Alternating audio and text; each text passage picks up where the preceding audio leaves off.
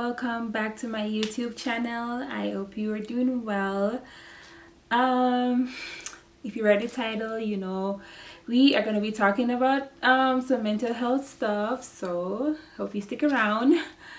In the art of transparency, I wanted to share my journey of this struggle that I have been facing basically my entire life, but mostly in the past year or two. I want to say maybe 2 years. Yes, I want to say 2 years.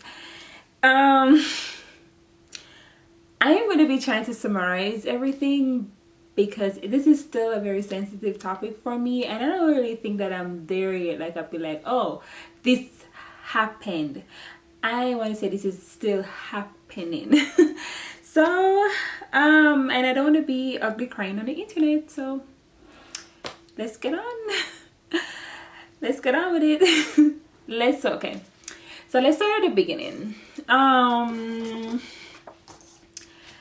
I want to say it started like I said, I've really had anxiety like my entire life, but you know, who hasn't? You know, everybody gets a little anxious sometimes. So you know, I didn't really count it as, oh yes, I have anxiety, I need to get help type thing. But it started when I had my daughter. So like the moment that I knew that, okay, I'm preparing for pregnancy. So I had a very tough pregnancy with her, and that's just mainly from not sleeping and just constantly in pain. Like, girl, she was just doing too much. She does too much. She still do. And I still had to get up every day, and I still had to be a mom to my 1-year-old, because like, what am I gonna let him do? Fend for himself? Like, you know, as my baby, as my first baby, I have to take care of him. I have to make sure that he's happy and well fed, and he's taking and he's clean and everything. And then in my last month of pregnancy, I started withdrawing from like everything and everyone. Like, I would literally make plans to go out, and I would set out our clothes the night before. I'd be like, yes, we're going out today. I would pack the diaper bag. I'm like, yes, we're doing this.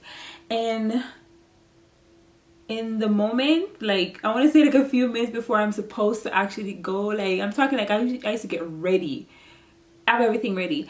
I would just get so overwhelmed and just not want to do anything. So I kind of like become like withdrawal. I wasn't really talking to anybody. I wasn't really texting anybody, because I don't know, I just felt like so overwhelmed with like social to be social, basically, just overwhelmed with just life in general. And I probably should have expressed myself like a little bit more, but I just thought that maybe, you know, just pregnancy stuff, you know, you have a 1-year-old, you're pregnant, you don't want to go out, you know. But so I just thought maybe you just go away. And so I was not prepared at all for what was to come next. And I want to say that my daughter was born like prematurely. Like, she was born at 35 weeks. Like, the day I turned 35 weeks, she decided that she wanted to come. She was healthy, so we are very happy for that. We thank God for that. Like, she was, you know, she did so well. And after we went home, because, you know, like, you'd be in the hospital, and then, you know, like, after like 3 days ish, they go home. So when we went home, we had like a few hours with her, and everything was fine. But then she was not waking up. Like, she was not waking up at all. I'm talking like, so from the moment that we got home to like the night, and then all throughout the night, and then I want to say the next morning we had an appointment to go see her regular doctor.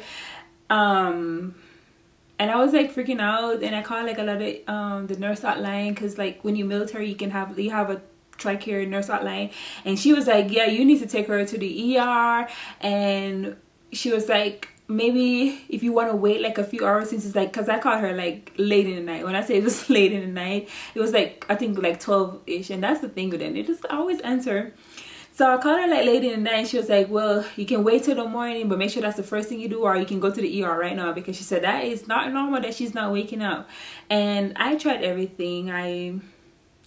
The cold bath, I tried giving her, like, you know, we were naked together. I tried feeding her. Nothing would work. And that really scared me, and I'm pretty sure I'm still traumatized from it, because like she's not waking up. She was not waking up, and you know, I was like a little bit scared from that. So that's that. So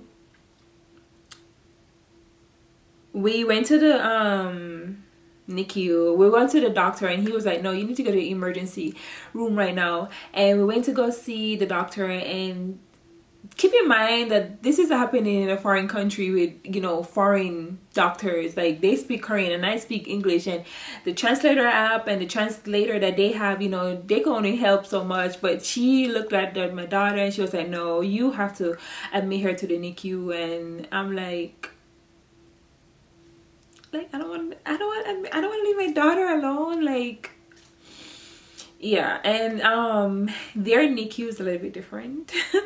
Like, you can literally only see your daughter.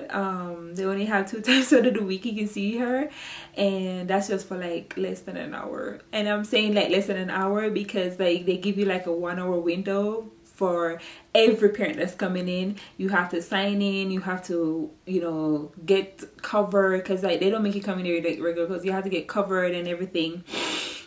So, you know, we could only see her like 2 days, and she was in the NICU for like a week. I want to say like she was in there for a week, and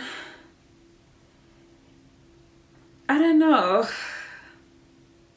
I'm like processing this right now. I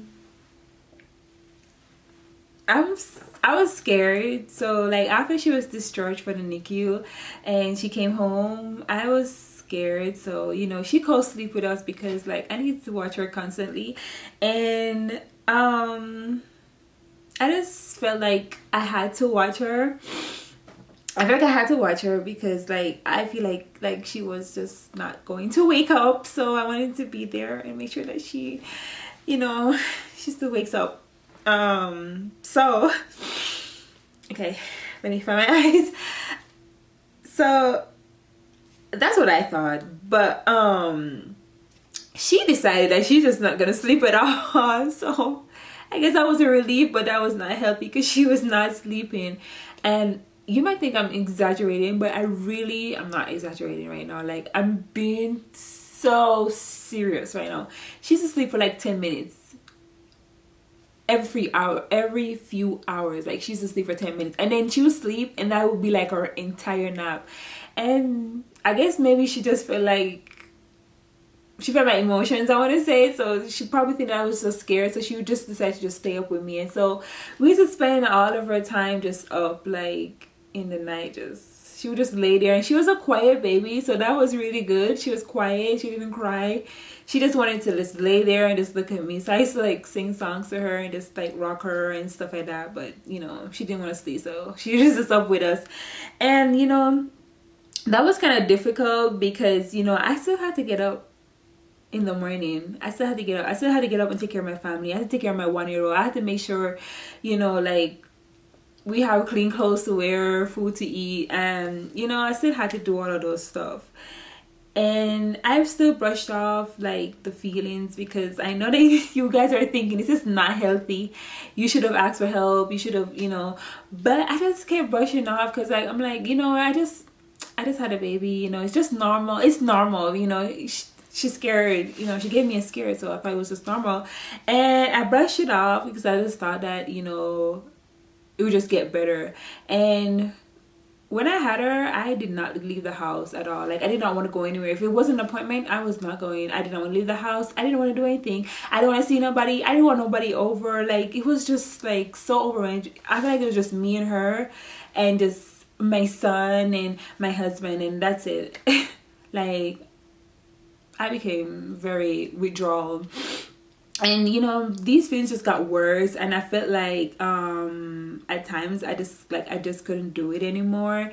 But you know, you ever heard the saying that, you know, the kids make you stronger? Or, you know, I don't know, I think like as a mom, my motherly instinct just kick up like, no, this kid's not gonna do good without you, okay? They need me.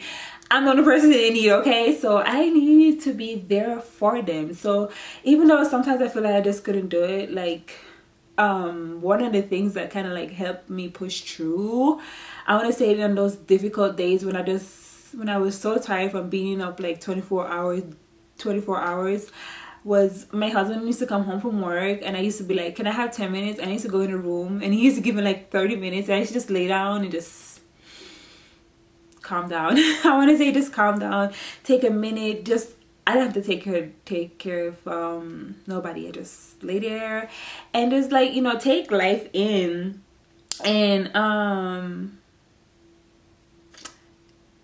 just hearing my son just like laugh and just be happy and just enjoy everything just make me feel like, okay, yes, it's worth it. And even though my daughter is like still very much a handful, like I'm still like, she's so beautiful, like she just makes me happy, like she really do.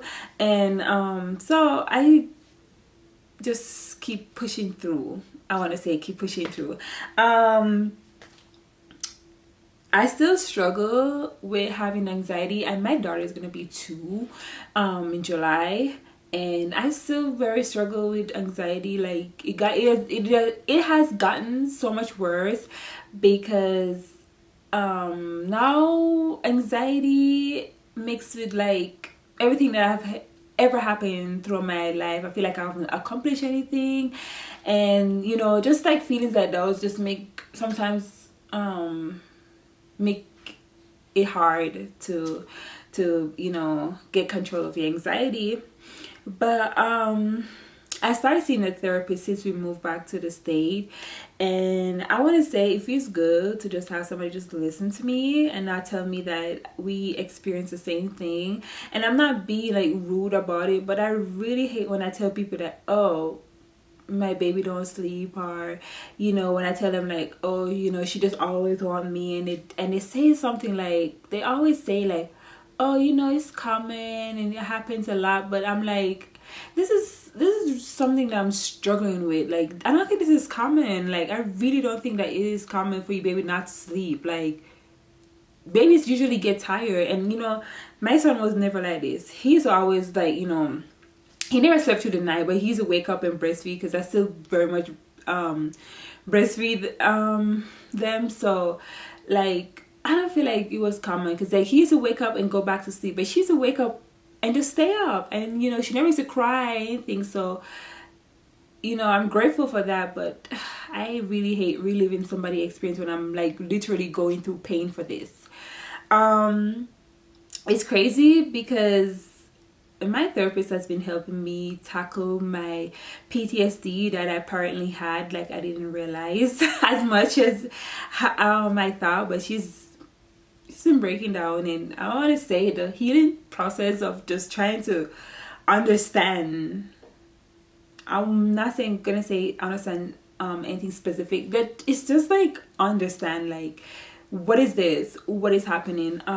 It's very rough, and she always tell me to just take it one step at a time and just, you know, just keep pushing. And the very first day that we met, like the very first day we met, after the session, she gave me like this little card that says, do that one thing now.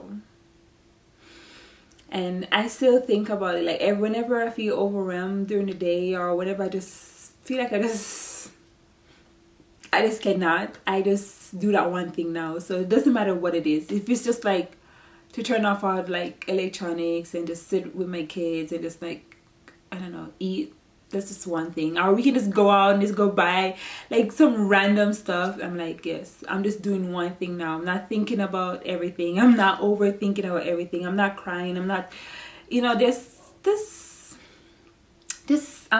that one thing now.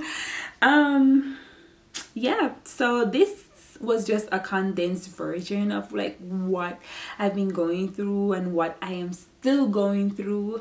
And you know, I want to say that it gets better. I'm hoping that it gets better, and I'm just hoping that. And yeah, so this is my transparent moment. And so thank you guys for listening, I want to say.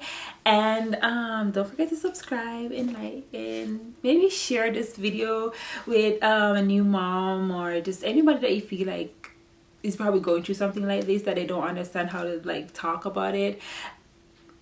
I'm always here, okay? I'm always here to listen, because that's just me. So thank you guys for watching. Bye.